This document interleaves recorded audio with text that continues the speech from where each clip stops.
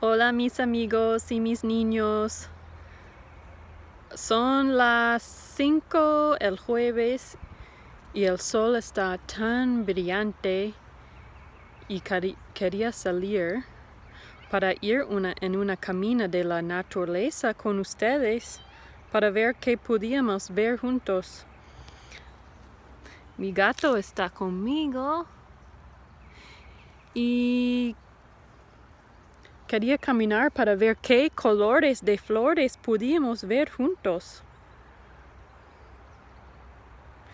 Para ahora tenemos, esos se llaman en inglés, se llaman forsythia, son flores amarillos. ¿Cómo ustedes se llaman estos? Forsythia, flores amarillos. ¿Qué más vamos a ver en nuestro camino de la naturaleza?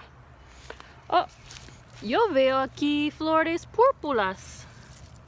Flores púrpuras. Moradas. Y mi gato venía conmigo en este camino. Mi gato es gris y quería venir con nosotros en el camino. ¿Qué más vamos a ver en nuestro camino? Yo estoy pensando si ustedes pueden ver las flores o la hierba que está cerca de la casa de ustedes. Estoy caminando para ver qué más hay en... ¡Oh! Mira estas flores. Hay una violeta.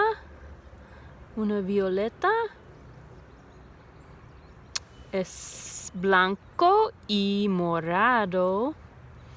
Y hay uno que es puro morado. ¿Puedes verlo? ¿Qué más veamos ahora? En la hierba hay mucho lodo y mucho agua y mis pies son mojados caminando. Pero mira, hay tantas flores en la hierba. Hay tantas flores. Son chiquiticos, pero son muy bonitas, ¿no? ¿Qué más veamos? Hay muchos árboles.